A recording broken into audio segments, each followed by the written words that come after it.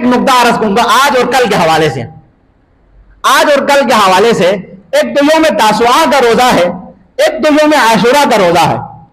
इस मसाले पर एक तो सोशल मीडिया पर भी, दूसरा बाकी बहुत सारे जवानों की तरफ से यह इश्काल पेश किया जा रहा है कि इमाम जाफर सादिक से, इमाम मूसा काजिम से, बाकी इमामों से अहादीस है यौम आशुरा और तासुआ के दिन बनु उमैया को मानने वाले लोग रोजा रखते हैं, वरना रोजे का कोई तस्वर नहीं है। और उसको अगली जवाब मांगते हैं, अगली जवाब, आखिरी जवाब पर मैं फिर मसाइल की तरफ जाऊंगा। अगली जवाब मांगते हैं। और वहां जानते हैं जहां पे कुरान और सुन्नत की सरीह तालीम हो वहां पे अकल के कोई रास्ता नहीं है। एक बहैसियत मुसलमान जहां पे कुरान की सरीह तालीम हो, अहादीस नबवी वहां पर मौजूद हो, तो उसके लिए अकल की जो है दलील की जरूरत नहीं है। दूसरी बात, मसला यह है जब हमारे जवान खुद को आलिम समझने लगता है, उर्दू पढ़कर, उर्दू की किताबों को पढ़कर फकीह समझने लगता है, मुज्तहिद समझने लगता है, तो फिर ये इश्कालात पेश आते हैं।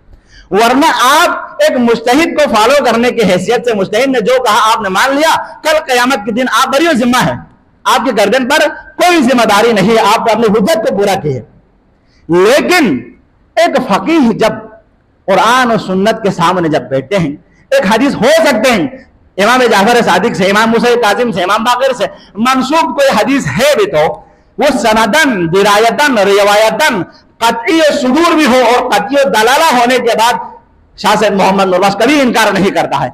मसला ये होते हैं, मिसाल के तौर पर आप आले तशरीह फुक़हा के तारीख का मुताला करेंगे, फतवों को पढ़ें, बाकी उलमा का भी, अइम्मा अरबा का भी, तो बाज के यहाँ जुमा वाजिब है, बाज के यहाँ जुमा वाजिब नहीं है, बाज के यहाँ हराम है। वो किस लिए है? वो इसलिए हर फुक़हा के यहाँ अहादीस को परखने का एक मेयार है। एक के लिए सनद साबित होता है, उसके मुताबिक वो फतवा देता है, एक के लिए सनद साबित नहीं है।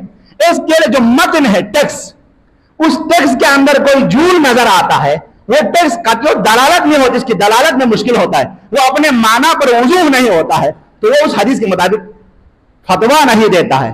तो यहां पे शाह सैयद मोहम्मद नूरबख्श ने यौम तासुआ और आशुरा के हवाले से ये कहा है कि रोजा मुस्तहब है, तो एक तो शाह सैयद मोहम्मद नूरबख्श के नजर में ऐसे हदीस होंगे जो आपके नजर में नहीं होंगे।